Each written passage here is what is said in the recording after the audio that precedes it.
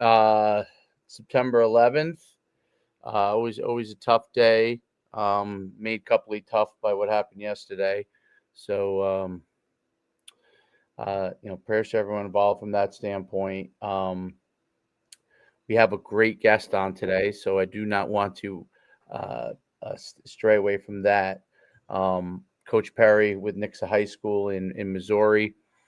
He's a state champion as a coach. He's really done a great job with that program. We're excited to have him on. He also has a great Twitter page and really dives into a lot of things with respect to leadership, building the program. Obviously, that's why we have him on, and we're excited to talk to him about that from that standpoint. As always, I'm here, Coach Schumann, and we have Coach D to my left to talk more with Coach Perry. So, Coach, welcome to the show. Thank you. I appreciate the invite. I appreciate you guys having me. No doubt about it. We're excited to talk to you, Coach. If you can dive into everything, playing, coaching career, and kind of how you kind of evolved your program to this point. Well, the short story is I graduated from Pearl High School in Pearl, Mississippi. Played 2 years at Hines Junior College, which at the time was really, really, really good. Transferred to Harding University in Searcy, Arkansas. Graduated in '94. My high school football coach gave me my first job coaching the offensive line. Moved around a little bit, became a head coach at a Class 4 school in Mississippi, Kosciuszko. Then got hired back at Pearl High School as the head coach. Spent 12 years there. Won the state championship, played for it in 2016, won it in 2017. Then me and my wife, for some strange reason, decided to retire from the state of Mississippi and moved to Missouri. So this is the sixth season. So 5.5 years ago, we moved to Missouri and took over this program here at Nixa. And, it's been really fun. What the fun part was, we spent 26 years trying to figure out how to coach football in Mississippi. And then when you come up here, it's kind of like an experiment. You could actually do all the things that worked and leave all the things that didn't work behind. So it's been really fun. Part of the number one reason for coming up here was we felt like the good Lord wanted us here. We knew nobody, had never driven through this state, had no reason in the world to be here other than I think that's where God wanted us to be. But then, the other side of that is it was really fun because anybody that coaches or plays has got this competitive fire about them. So the thought of, could we do what we did in Pearl somewhere else without knowing anybody? Because in Pearl, Mississippi, because it was the town I graduated from, I was best friends with the mayor. Me and the superintendent was close. I mean, the school board president was my best buddy. Like, I had all types of built-ins that I felt like, helped us to have an advantage. And then could we do it somewhere with no built-ins? And it has been a blast. I mean, we are 53-10 since arriving here. Our program has been fantastic. We've got great kids. We've got great coaches. And I think for anybody to be successful at any high school, it starts with those people that sign the check. That school board and that superintendent and that administration, they are all on board. Like, they were 100% ready. They were ready for something different. So anything that I came up with, because football in Mississippi and football in Missouri is a little different. Like, this, it's a different part of the world. So things are a little different. So I would have ideas that, they had not done, and they were more than welcome. Like, keep coming, like, bring it. Like, let's be the best we can be. And our school district from the top down wants to be the very best program in the state of Missouri, which is the night I was introduced in the library. I put the vision for our program up on the board, and it was to be the best program in the state of Missouri and build leaders. That's what we want to do. That's our big dream. And that's the dream of the superintendent. And it doesn't matter if it's football, basketball, baseball, theater, or band. We want to be great at it. We want to be great at all things. And that starts with him. And, it's been a fun ride, man. It's been really, really fun. No doubt about it. I feel like we may have ran an event at Pearl High School back in the day, but I can't remember. when we used to run our national underclassmen combines. Yes, we did host that We for did. several years in a row. Yes, yes, yes. So I now remember that because now I see the name Schumann, and I yes, remember that it clicked that we did that several years. yep, In the day. yep. That's why. Yeah, that's what I thought. I wasn't personally there. I can't remember who ran it for us. Was it? I don't remember if it was Dale or if it was Jarvis, but I can't remember. Yeah, But yeah, no, I do remember because you guys had a great program, and that's what it struck me from. You guys had so many great athletes, and I would see half the MVPs would come from the host high school, sure. so because you guys had so many good players. Um, so yeah, it's amazing. I mean, that was back when we were everywhere. We're Yep. literally everywhere. Um, it's amazing what you did at Pearl because I do remember that, and going to Nixa High School and coming over to Missouri. Now, did you get hired from Pearl to Nixa, or did you? Oh, okay. Out of the blue, was that Well, at? I had a good friend that had spent 25 years at Starkville High School in Mississippi. Okay, He had retired, went to North Little Rock High School in Little Rock, Arkansas, and then he had come over and interviewed for the job. He was looking to go to his third state and get his third retirement check going. So he just saw it posted and came and interviewed. Well, I had his son on my staff. His son was a rookie coach for me, fantastic.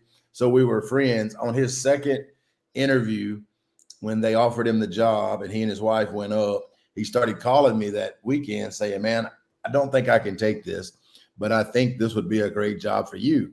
And my immediate response was, "I'm not looking for a job, and I'm at my home." Right. I'm like I'm planning on running for city council. Like I'm not even like the thought of moving's not even a thought. You know what I mean? So, and then he finally turned it down and mentioned to them because he wasn't sure. Like when you have an out of state coach that Right. kind of courts you and then they let you down, would they even consider going down that road again? Instead of just hiring somebody semi-local. And we got in touch, had a conversation. They were open, and honestly, me and my wife thought we were going to take a trip to Nixa, Missouri on the school system and just have a little weekend vacation. And when we got up here, we kind of liked it. There were so many things. My daughter had just graduated Mississippi State and had taken a teaching job in Chicago because they'd pay her $60,000 instead of $35,000. I had a son that was going to be a ninth grader. That's a theater star. They were fixing to open a $19 million theater on campus. That was weird. And it just, as we started thinking about it and praying about it, it just felt like that's what we should do. And, that's what we did, man. Like I came home from that weekend visit, walked in the weight room. Our coaches and our kids were working hard. And I just stood there and watched them. And I called my wife and I said, they can do this without me. There's no doubt in my mind. Like, it may be time to go do it somewhere else. And we left it up to our son. Like, you want to go or you want to stay? We'll do either one you want to do. Right. And he was invested in being the very best theater star he could be. And when he investigated it, he's like, I want to go. I think it'll be better for me. And, he just started his sophomore year at the University of Cincinnati, which is one of the top 3 theater schools in America. So I would say that it worked out pretty well. That's fantastic. Wow, That's amazing. Great story. That's really, really an incredible story. I mean, you don't hear that much in coaching, you know what I mean? Because a lot of times people are where they live and they don't move. And if they do move, they go to like Texas or Georgia or Florida, right? Like, yeah, it's crazy. And I still get the phone calls from my parents, like, boy, it's time to come home now. That's enough of that. Like, when you bet on homes, I do get a lot of that. But I'll also say those because my wife was able to retire from the educational system too. So those 4 checks are nice. It's nicer than 2 checks. So it's been a blessing in many ways. That's also a good strategy. We put that out there as a short right there. That's a good strategy.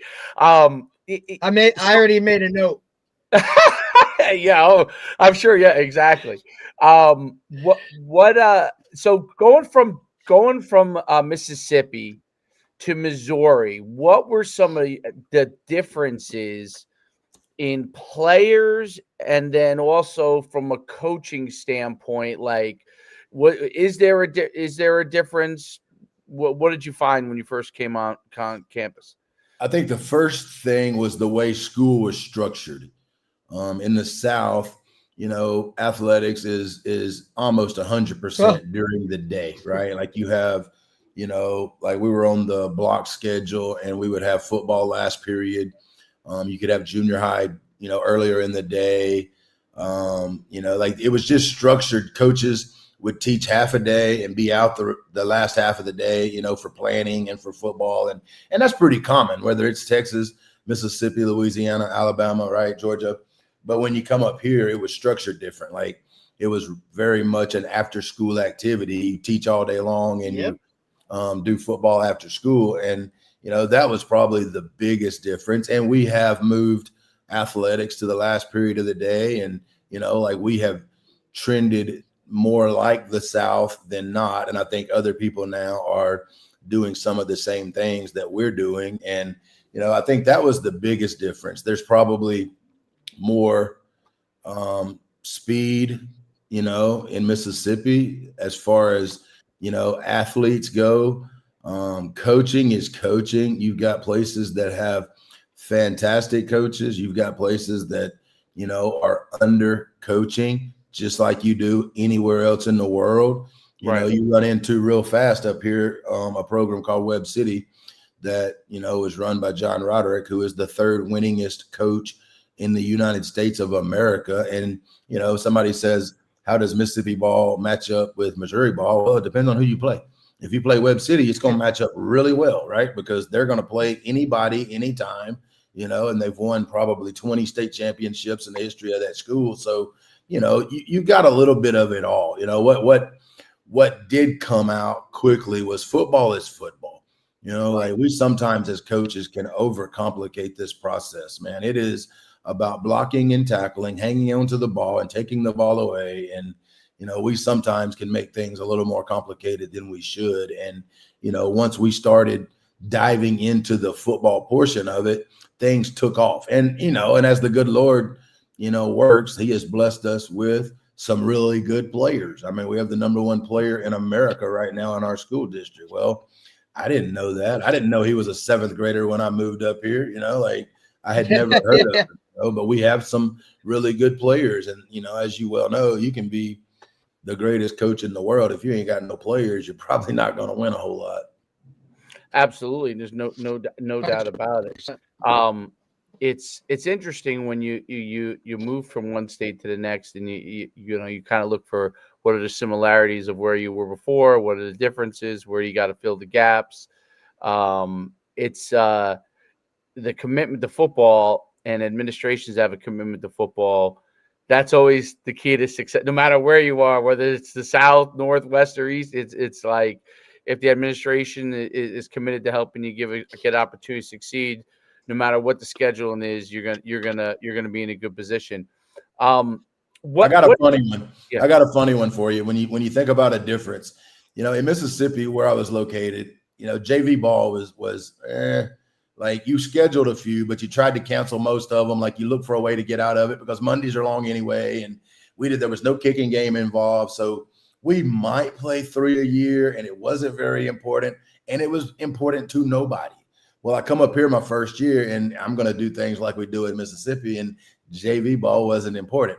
We get to the first game and we worked on special teams on the bus on the way to the game because we're all high school. We're not worried about JV. We didn't worry about it in Mississippi.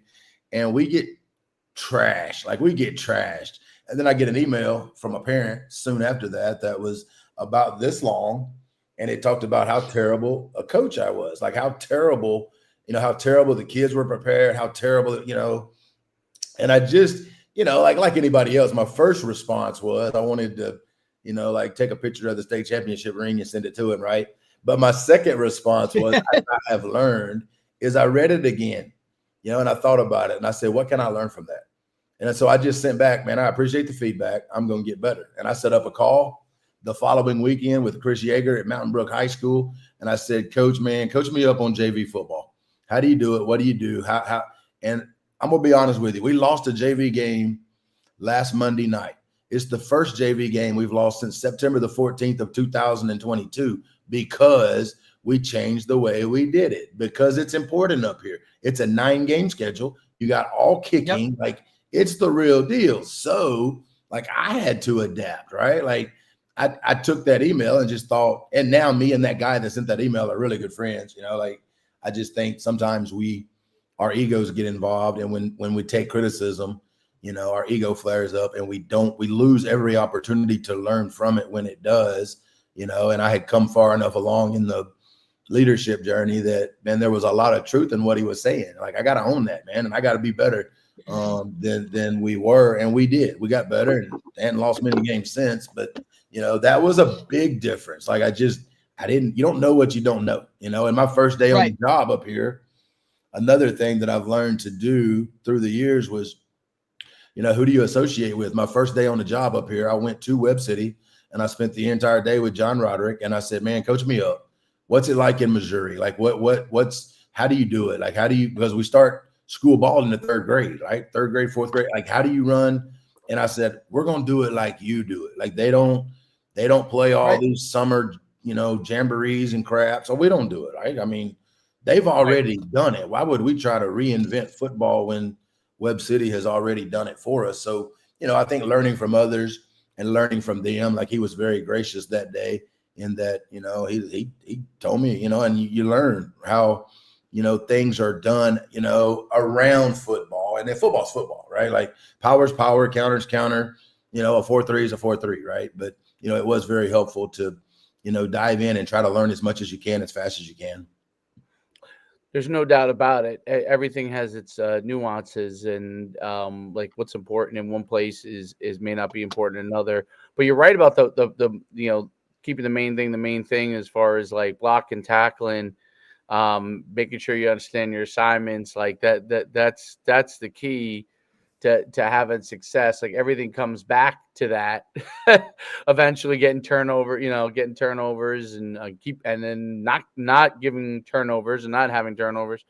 Those are the things that become real important, and then everything starts from there, and then it moves out, right? Then you can get into all the fancy offenses you want if you got all the balanced the main things taken care of, blocking, tackling, taking care of the ball, and go and getting the ball. Like, you could do all that stuff, and then you can run all the blitz schemes you want if you got guys that could do tackle, right? So it is an important thing. Did you have to what was Nixa like when you first got there? And then there was were they good when you first got there, or?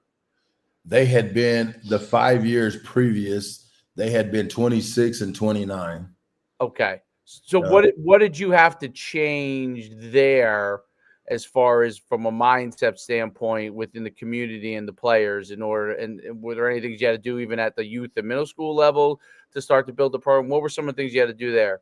I think the first thing was to actually set a vision big enough and bold enough that it intrigued them as to, can we do that? Like, it put the thought in their mind. And then, it was to build belief in them that we can do it. And when you start off, it doesn't matter if they believe. What matters is, do they think I believe? So when I stand up there and say that we will play for a state championship, we will be the best program in the state, it doesn't really matter. Like, there were a lot of people in that audience that night, coaches included, that thought I'm an idiot, right? But what they did know was that I was 100% believing what I was selling. Like, I believed in what we could do. And over time, the very first year, the second ball game of the year, we played Joplin, who was they had played for a state championship the year before I got here. They were ranked 1 or 2 in the state, and we beat them that night. And, that was the start of the fire that, maybe we can. Like, maybe he's not full of crap. You know what I'm saying? Like, right. I think the vision and the belief is where you have to start. And then, to me, it comes down to, what do you want? Right now, what do we want from a result standpoint? We want to be the best program in the state of Missouri, and we want to build leaders. Okay, so now, what are the behaviors that we must acquire to do that? That's my job, to teach them the behaviors that needs. And some of those behaviors are to be tough.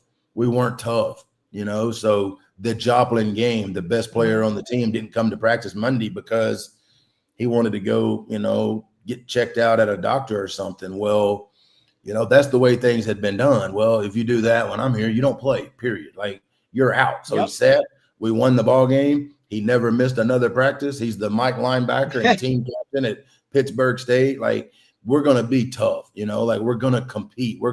And we intentionally try to teach those things to our kids. Like, I don't think you have to go outside and fight to be tough. You can learn how to be mentally tough so that you can be physically tough when the time comes. And, we are sincere about teaching the behavior skills that are necessary to get the results that we want, and then have a culture that, feeds that, it's okay for us to, understand what it means to be a family. It's okay for us to understand what it means to love each other, to pull for each other, to support each other.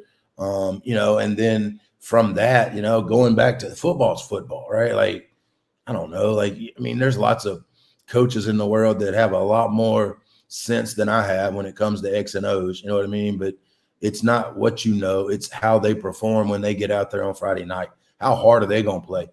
How resilient are they going to be when something bad happens? How are they going to, and we teach mental performance to our kids. Like, I went and got certified as a mental performance coach because I found the value in it after COVID because of the number of issues we started having with kids. So I went and got certified through Brian Kane. I got one of my coaches certified through Brian Kane. And the first group we took through mental performance training was our parents. They got the most influence on our kids other than us, than anybody in our program. So we took them through it. Then we started taking the kids through it.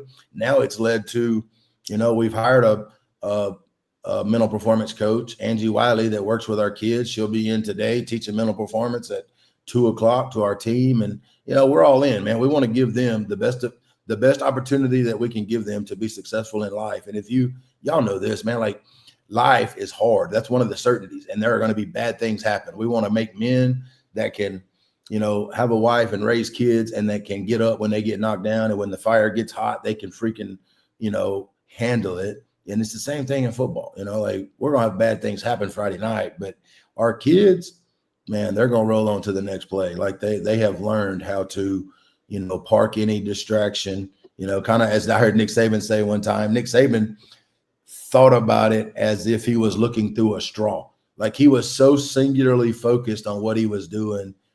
That dude probably don't know what Twitter is. He might now, right, that he's on game day. But, like, our kids have learned how to, like, let's dial in on what we got to do. You know what I'm saying? And then outside of football, it is what it is, right? But I think the behavior skills part, the teaching them how to, I think, has been instrumental in, how our kids perform on Friday night. I think that's definitely a key, being able to be narrowly focused on what you got to do to, you have the big vision of where you want to go as far as a program, but narrowly focused on the things that you have to take care of right now. It's very, very important to be the way. I mean, Nick Saban's obviously, one of the best from that. It's like, you can't allow one play to affect the game. You can't allow two plays to affect the game. You gotta move on to the next one, and not allow. I think the biggest thing with kids too, especially now, right, with more and more like different distractions, is that the ability to be able to be coached up and realize that this is important for you to stay focused. Like, I'm not having this conversation with you or getting on you because I dislike you. It's because I want you to understand what you've got to do to be successful.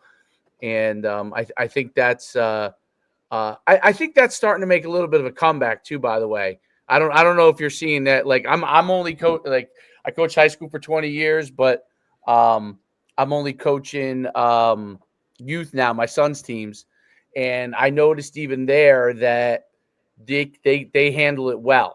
They handle it really well. They want to understand what they have to do. They want to get pushed back into focus, because their default mode is unfocused. So when you you pull them right back in, they're like, okay, this is time to focus. When you're outside of here, and if you're playing video games or whatever, and that's what you want to do, and your parents allow you to do it, that's.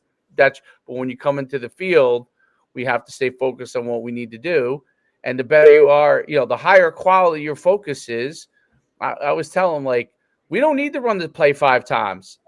Your focus is really good. We could run it 2 times. Yeah. And I see it executed right. I know that we know how to do it. We rep it one more time to make sure we got it, and then I can move on to something else, right? But if you want to be on focus, we're just gonna, I need you to focus and do this thing correctly before we move on. And I think they understand that more. And then when you drive it home, they do better with that. I think it's starting to move a little bit away from the whole, like, oh, you've got to be uber friendly because to the kids, because the parents are now realizing that has a bad effect on everything they're doing, not just sports, right? Outside of it, what ends up happening when something tough happens to them in life. You know what I mean? Well, telling them it's going to be okay when it may not be okay is not always the answer. So, being truthful with them and giving them that thing. And I think administration is starting to realize it too now. Like, it's been a slow roll to that standpoint, but they're starting to realize that. What is, because you had so much success, are there like core tenements that you rely on, that you continually try to drive home with your players, that you want to really stick with them? What are those? Well, for sure. We have 5, and we kind of put them to a day of the week. So we'll, talk about them on that day, or just help us to remember them. And, they are family. We put that on Monday because we feel like that's the most important, right? Is, can we love each other and play for each other as if we are, family? Tuesday is hard work. Nothing shortchanges that, right? Like, and I think that's one thing that we do in this program, probably that's created what we have, is we work hard. Like, I think football in some places was a half semester thing. That's what it was here. When I got here in the spring, like, what I found out was football was in the fall. Everything else was in the spring, and you didn't mess with it until, summertime rolled around. Well, we mess with it every day. Like, we are going to work hard. Hence the reason why that's going to be one of our core values. Wednesday's going to be commitment, how to stick to, how to be there no matter what.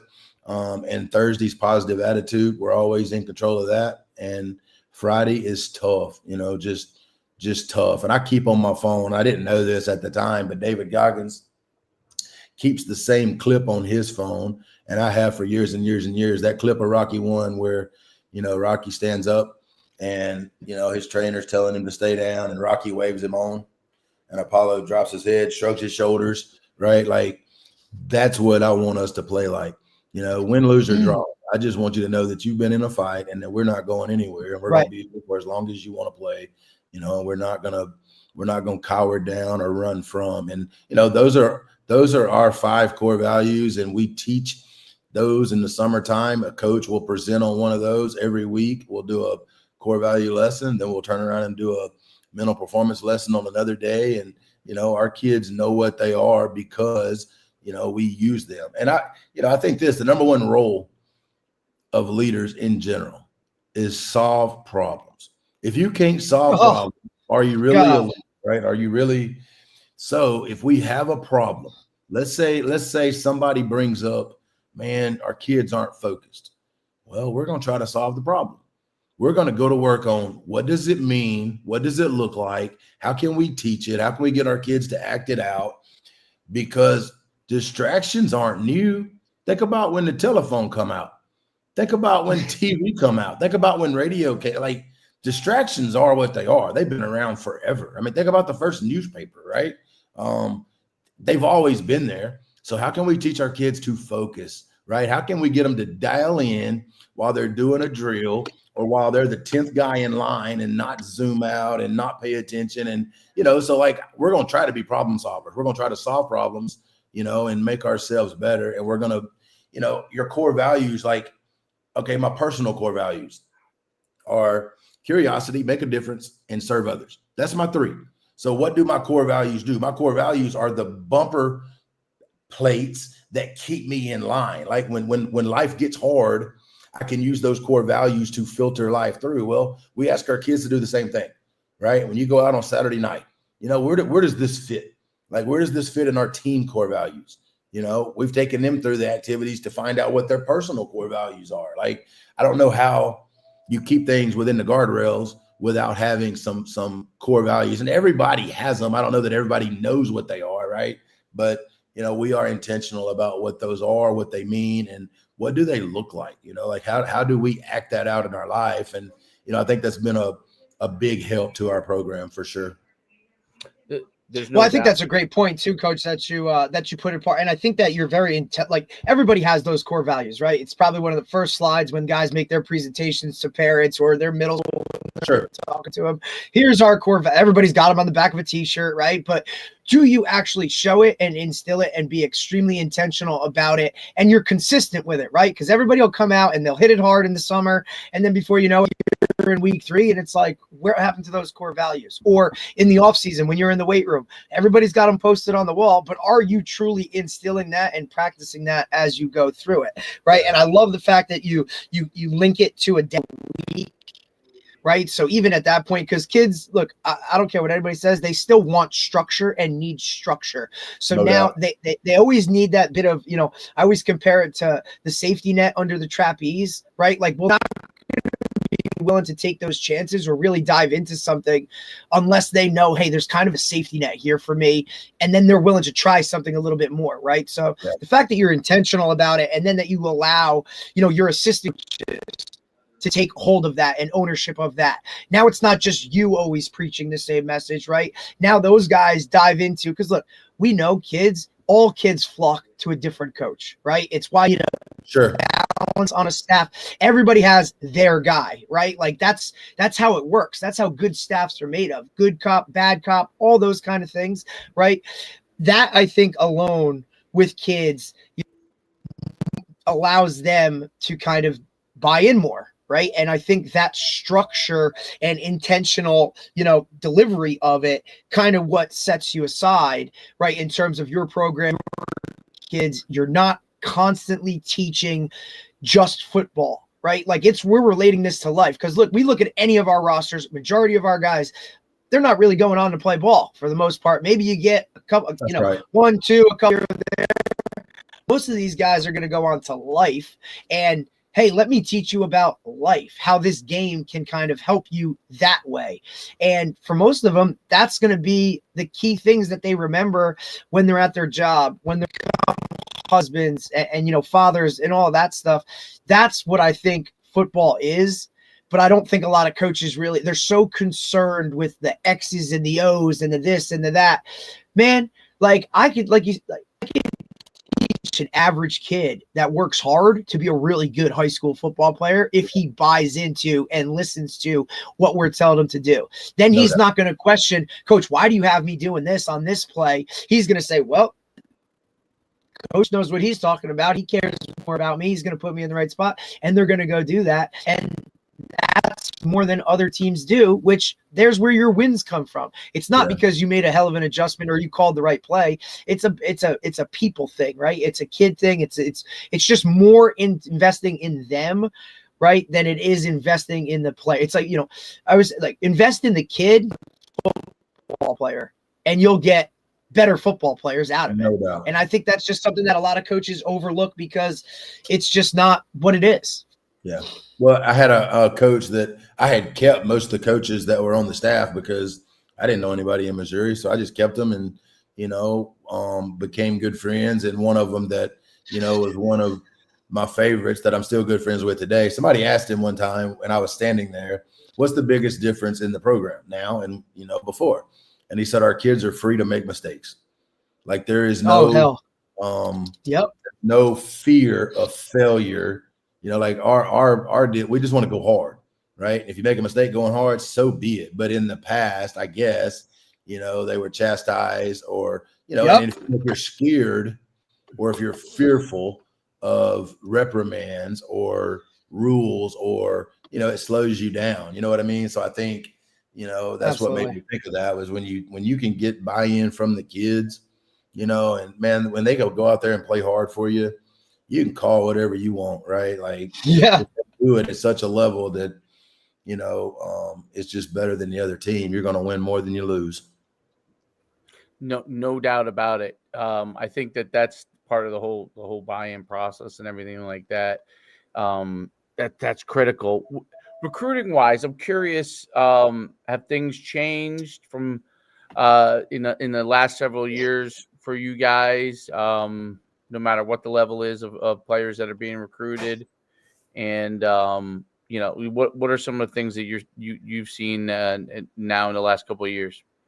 Well, I felt like when I got here, Southwest Missouri was probably under recruited because of the population, right? You can go to Kansas City or St. Louis and just see, Everybody. 10 times, 100 times more kids. But, like we have had some really good players, right? We have the number one player in America right now. So, every coach in the United States of America has been through here in the last 18 to 24 months, and we have a lot of kids. Like the one thing you do have in Missouri, you have a ton of NAIA Division II schools that are really good. You take Northwest Missouri State, you take Pitt State, you take some of these, programs, Division II, NAIA Division III. We have a lot of those, and we have a lot of kids that get the opportunity to play. So we have had, just like anything, the more you win, the more people come around, right?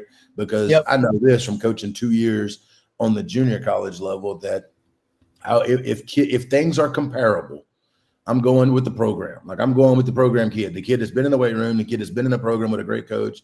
The kid has played all 4 years under, a guy that I trust. Like if all things are the same, I'm going with the program, instead of the lone wolf that, may be a great athlete at a small school or, it is what it is. So, our kids, and since I've been here, like we've had great success with our kids going, sticking, playing, and contributing, and not coming home, and I just know when I got to Pearl, the knock was, we're not going to come over there and recruit because the kids are going to quit. Right. Well, right. When it's not important, yeah, they'll quit. But when them jokers are in the program and they understand in the 9th grade how important it is even here, then when they go to college, there's not, like our kids come back and the say, gap. Yeah.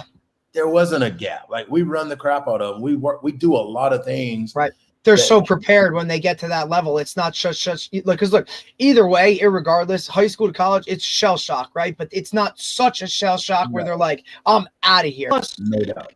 No doubt. Giving them the off the field skills to deal with a lot of those things, being away from home and having to maybe be a scout team player when you've been the starter your entire career, right? Those things, I've always thought that the job of a head coach is if the kid says, I want to play college football, you prepare him to play college football. You can't just send him to the Wolves and use him up in high school and not prepare him for kind of what that is. I've said it on the show like many times. If a guy tells me you want to play college football, I'm going to coach you a little different, right? Like you're going to think I'm quote picking on you because I am nitpicking because you want to get to this level and this is what it's going to take when you're at that level, right? And if you tell me I don't like that, then all good, buddy. But like, I'm going to coach you different because I have to get you prepared. I don't want you coming back, right? Like I know I'm going to get that phone call after camp going, coach, you were right. This hard.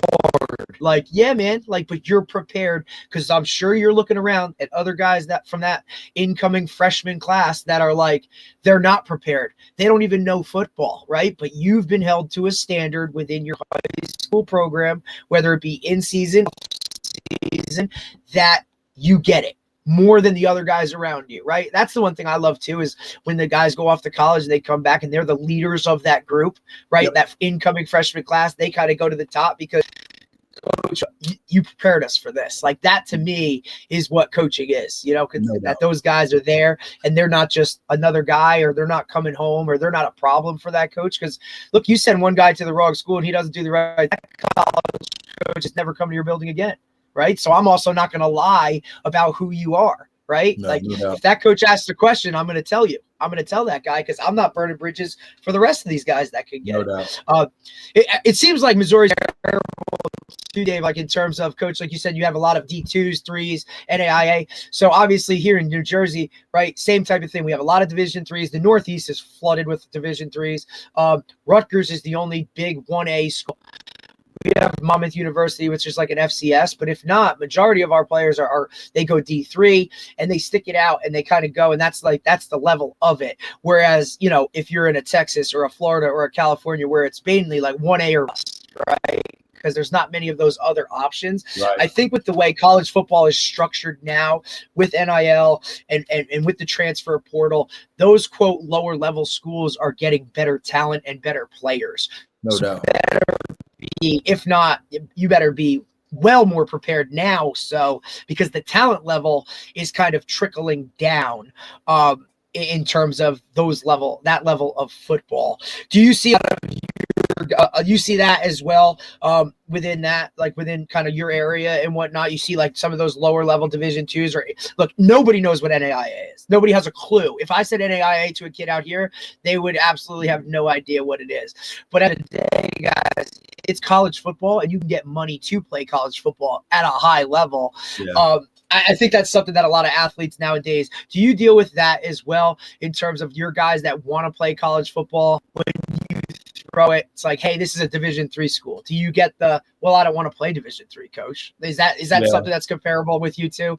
Yeah, for sure. And one thing we've worked really hard is to get rid of that. Like, you know, we have Evangel that's right here in Springfield that they actually play their home games on our stadium. Our school is fantastic. Like, we have a huge stadium. We just opened a $19 million indoor that sits right behind the stadium. Like, but what I don't want, and this was year one, I got this, but you know, we don't get this no more. The starting quarterback at Evangel is a kid that played quarterback for us 5 years ago. What I don't want to hear is, you know, I'm too good for that level, or to think you're too good for that level, because, you know, and something we really try to stress. I played at Harding University, and I'm gonna be honest with you, on game day, when we ran out on the field, it might as well have been Texas A&M, right? Because your situation, that's what it feels like. And it doesn't matter where you play. You want an opportunity to play. And I think it's easier now Yes, to play. go to Evangel and to get picked up, and to, you know, the NIL world and the transfer portal world. Like, you can go be the running back at Truman State and then bounce your butt to Missouri and then bounce your butt to the NFL. Like, just go play somewhere, man, and have fun and enjoy the experience, because the things that you learn in football are going to last you a lifetime. And you do get help, you know, I don't care what they call it, whether it's financial aid or a football scholarship. Like, I guarantee you're getting help for school if you can add value to that team. And, you know, we want them to go play. We don't care where they play, man. Just get an opportunity and then go make us proud by sticking with it. Like, because I take it personal if they quit or if they come home. I think, you know, like, I didn't do I do my too. job. I do too, coach. Yep, I do No, too. I feel like somewhat like it's a little lesser if they bounce home, or no doubt. because I want to be a part of that process as well, which we've definitely seen. And this is kind of another question, Dave, not to, you know, take over, but, you know, like, have you seen less foot traffic? I know you said in the beginning it was you know, a little difficult because of your area, but now with social media, right? Like, the head coach of a high school used to be the connection to the player. I had to go through a head coach as a college recruiter to get to the kid. Now, with, I mean, they can message a kid. I've had kids commit to places and not even have a clue that they were talking to that school, right? Have you seen that? Is there less foot traffic within the building in your area, coach? I think there might be less foot traffic because of the transfer portal, because there are some programs now that, you know, are going to recruit out of the portal other than hit the streets. But I don't feel like, you know, like, I feel like 99.9% of them still go through me. You know, I mean, you take with That's Jackson awesome. Campbell, every single Division I coach in the United States of America came through us except for one. One went around, you know, and that's okay. Like, it is what it is. But I think, you know, if your program has some success, you know, I think that college coach wants to go through the head coach, because number one, he wants to know what you know, because they want to know everything, right? Like, they're not really trying to go around people. They're still going to come through here. They're still going to, you know, ask the opinion. I mean, I was on the phone this morning with a guy from James Madison about a kid, and, you know, like, they want to know everything. So, you know, I think they still come through us because we have what they want, and that's the knowledge of what, you know, what are we investing in this kid? Like, what is this kid worth? You know, what's he like? What's he, And I'm like you now. I'm not gonna lie to him ever, because if I lie to him and that kid comes home and I knew he was gonna come home, then it makes me look like an idiot, and I don't want to look like an idiot. So I'm honest with him. But we've still had a decent amount. I would think the foot traffic that has weaned a little bit is because some programs are just going to go into the portal and they're going to shop out of it, like Amazon or something, and that's fine. I get that too. It's a great comparison. That's a great comparison. That's funny. Yeah, it's the recruiting part of it is different, but I think you nailed it where you said, find a place where you're going to go and play and get an opportunity to play, because ultimately that's going to be the best chance for you. I think too many players too that have gotten like early offers and stuff like that. I've seen a lot of them go to places that when they were ninth graders might have been the level they were at. I'm saying if you're projecting out, but by the time they were 12th graders, they were just so far ahead of the curve.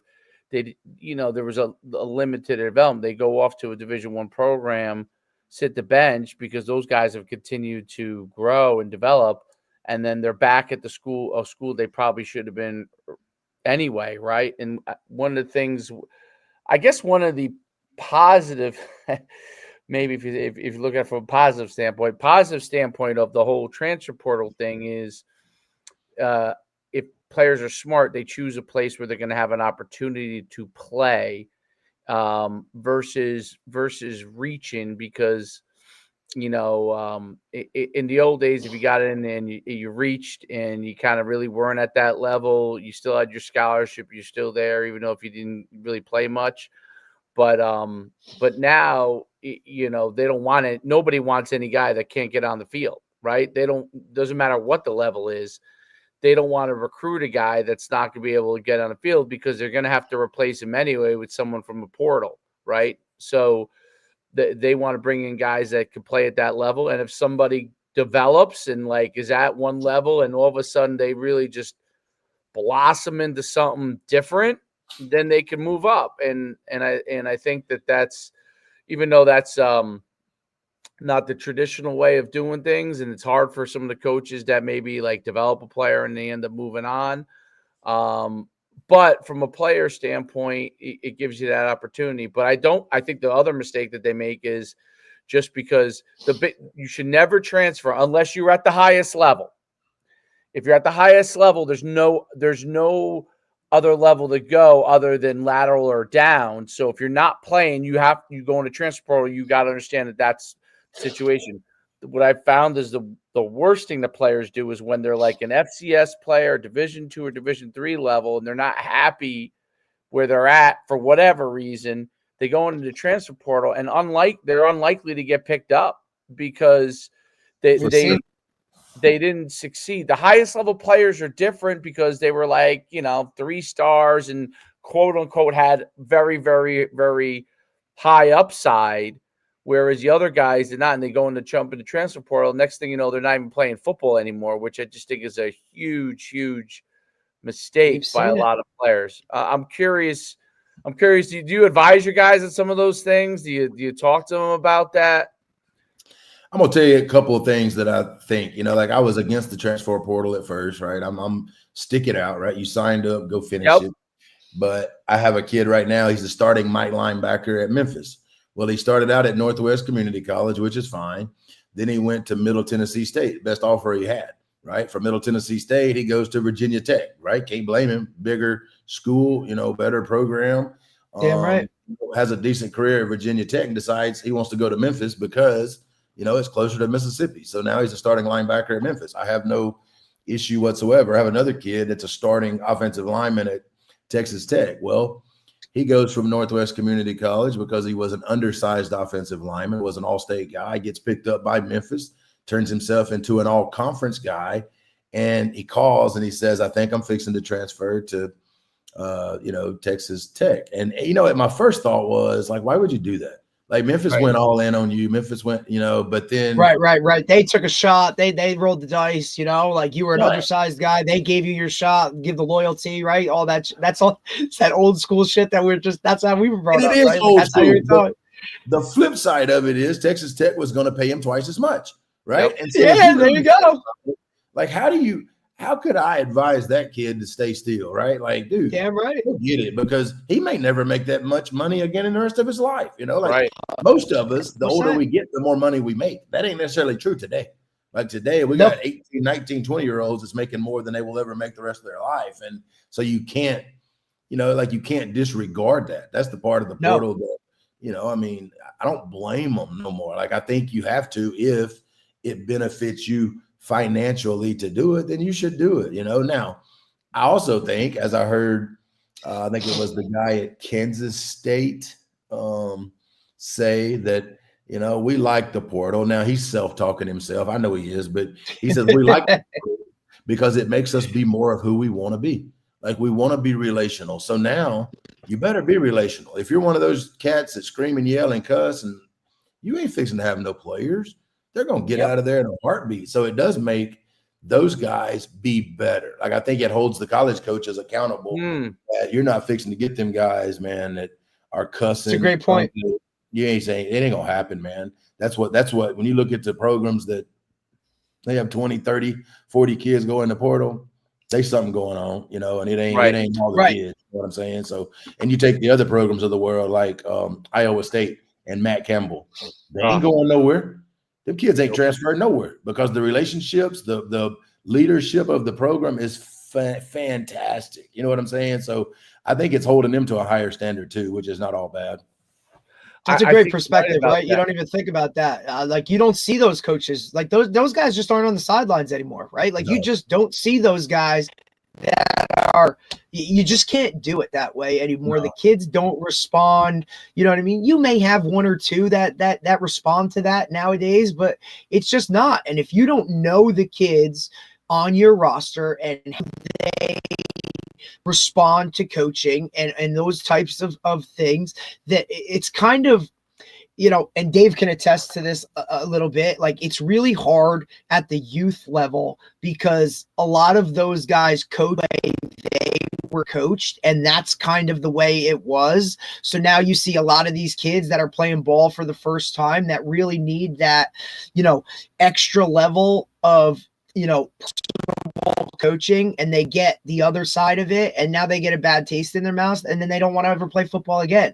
So it's tough, right? And I get it, because it's how I was coached, it's how probably you guys were coached, but it's just not the way of it anymore. It's different. Those guys need a little bit extra.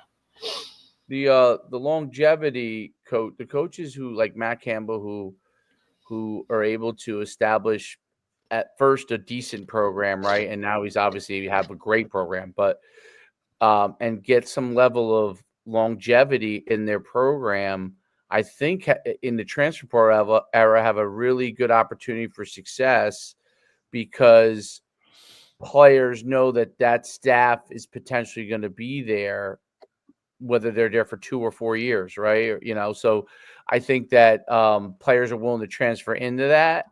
And then I think also players who are already there say, hey, if I'm leaving that, it's going to have to be a much better, situation, and you see that, like, with how excited they've, beaten Iowa I think it was last week, and the excitement from a program standpoint. Iowa obviously has been the top dog in Iowa for a long, long time, and not that there aren't. Yeah, look at how long I think Ferentz is the longest tenured coach, right? Like, he might be the longest tenured coach in college football. He's a great coach, and they've benefited from that stability. Iowa State is now benefiting from that as well, and so I think that's really interesting, because if the players feel like the coach is only there for a short term, you might get one class to come in and, it's a transfer class of a bunch of guys. But when you do that 3-4 times, there's going to be a drop off. There's no way you're not going to have a drop off. You're not going to nail 50 kids. You're not going to nail a new class of 50 kids every year. You're just not.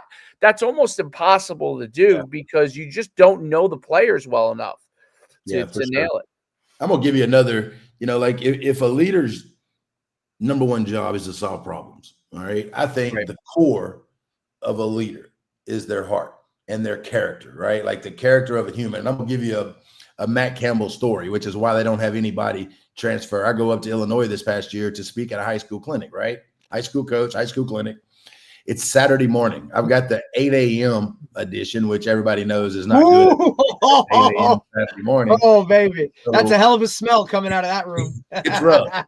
So I've noticed as I get ready to get started, Matt Campbell walks in the room, takes a seat on the back row. I'm like, that's weird, right? Because most college coaches would not. If they were there, they'd have been walking the hallway, right? He comes in, he sits down, he takes out a notebook, and for the entire hour, that man takes notes. Now, I assume he's taking notes. He's writing something. Well, I don't think a whole lot about it. I leave. I'm riding home that day, and he had somehow figured out how to get my cell phone number, and he texted me, and he said, Coach, I just want you to know that was phenomenal. Like, that was awesome. Like, let's stay in touch. Like, that was some really good information. There's several things that I can use, blah, blah, blah, blah. And I just thought if character is the core of leadership, like that man exudes it, right? Because that's very uncommon. And to be in year 10 at Iowa State when he's been offered NFL jobs, and very uncommon, and I don't know if you know this or not, but I also run my own podcast, and it's been a blast. I'm in year 3. Yep. Well, I had Matt Campbell on there, right? And the average episode just goes, well, Matt Campbell's went, you know what I mean?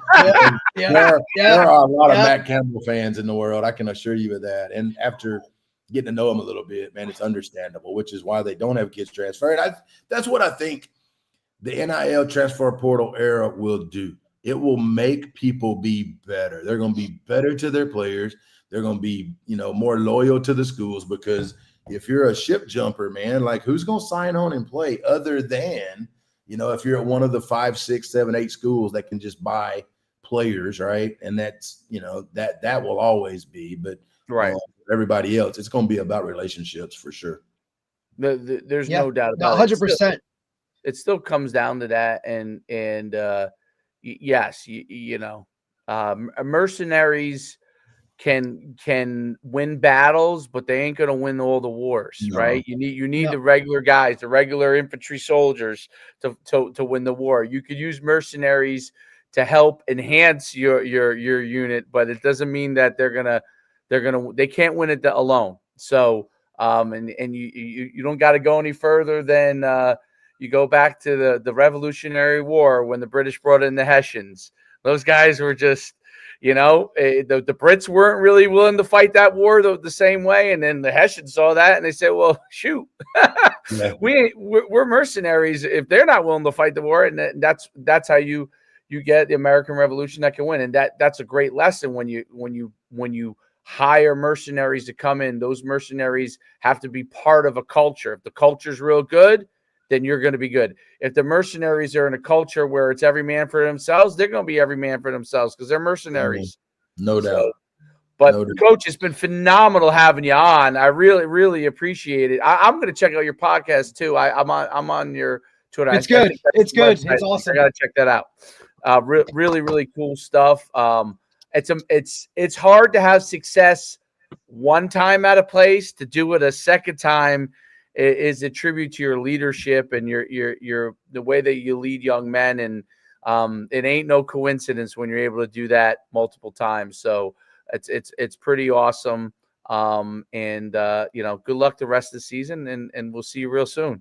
Man, I appreciate both of you guys. I appreciate you having me on. I appreciate the conversation. It was fantastic. If there's anything that I can ever do for you all, man, just holler and let me know. I sure appreciate it. Absolutely. Coach, no doubt, Coach. Good luck rest of the way. Have a great day. Thank you. Appreciate it. Bye. Yes, sir. That was fantastic, dude. Really, really good. I thought it was awesome. Like just to get, I was like looking to see, obviously guests and things like that, and then saw that he had, such success in 2 different states, and to me, 2 different states, right? South, right? Like you're talking, South speed, whatever, all that stuff, and then to kind of, and especially being in like your home.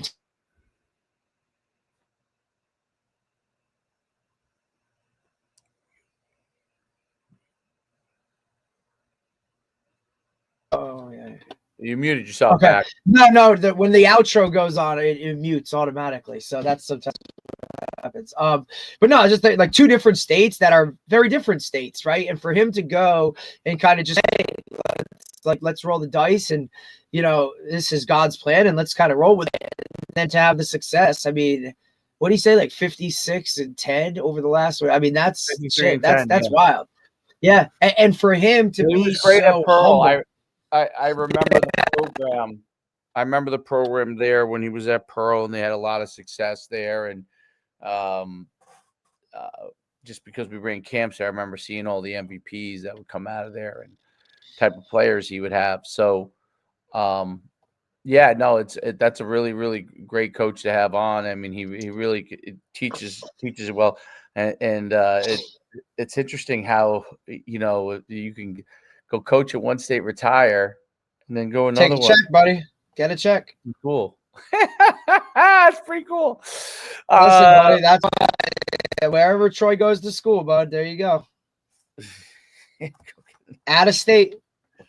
Oh, that's great stuff. But I think that's not hard. That's because of the way he approaches it in terms of, I'm going to coach the kid, not the athlete, right? I think that's what separates, and that's kind of the recipe in terms of like how many ball is ball, right? Football is football. Whether it's wherever you go, that's going to be there. It's how you coach the individuals, the kids, the staff, like all that stuff is, and how you implement it is how you ultimately attain success. But he said it better than, like, if it's not coming from the top, then it ain't going to work. Right? Because he went in there and the administration was all in on, hey, let's try something new. Let's do this. Gave him the full support. What did he just say? They opened up a whatever $1 million indoor. You know what I'm saying? Like, they're all in. And they trusted him to be like, hey, even though this guy's coming from out of state, let's go. They didn't care about the outside noise of, I'm sure, the blowback of like, it shouldn't be a guy from out of state. What does he know about Missouri football? Like all that kind of stuff. But now you go and you just roll the dice and you give full support. And look, the benefits of a program that's highly successful year after year after year, and not just on the field, but with everything. And I think that's the recipe to do it. And a lot of guys just, they don't have that. Right? Because it is hard to find administrations that are willing, especially, I don't know if it's, I don't think it's, it's specific to where we are. You know what I mean? Like, it's interesting how they did. It's interesting how they did the Nixa high school facility. Same thing with similar to their arts that I was talking about, part of. Just really right. Quick, yeah, the $19 million theater, whatever that they put in. It looks like it's kind of like a kind of similar to Manasquan, where it's community and that, which is so smart, dude. It's so that's smart. How you can raise the funds, dude, and then you get it. And then you also get buy-in from the community, because you're killing two birds with one stone. That's also more of a reason to have kids that are going to stay, because they already familiar with the high school. They know what's going on up there because they've been using that facility. So they're on campus or they're whatever.